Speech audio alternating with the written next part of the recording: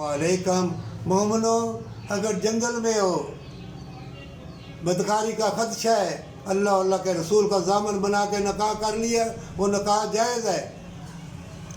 और खून के ज़रिए भी निकाह होते हैं, और लोग जिसमें अल्लाह का नाम हो निकाह करते हैं, वो भी जायज़ है। जिसमें गवाह हो वो भी जायज़ है, लेकिन निकाह करके बदकारी ना करना, उसकी सज़ा मौत है। अगर कोई तुमसे ज़बरदस्ती करे तो फ़ौरन अपने मियाँ से कहो और अल्लाह से दोनों दुआ करें कि अल्लाह मेरी बीवी के साथ ज़्यादती हुई है तो अल्लाह माफ़ करने वाला है, और अल्लाह सबील पैदा कर देगा जिसके दिल में जन्नत की, अल्लाह से मुलाकात की मोहब्बत हो, जिसके दिल में अल्लाह का खौफ हो, अल्लाह उसकी तौबा कबूल फरमाएगा। और निकाह में बार बार बदकारी ना करना और धोखा ना देना।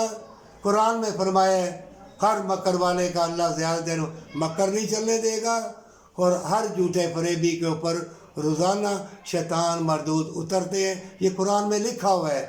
इसलिए हज़रत आदम अलैहिस्सलाम को जब आसमान दुनिया से नीचे उतारा गया, 100 बरस वो पहाड़ के इर्द गिर्द घूमते रहे, मुलाकात ना हो सकी।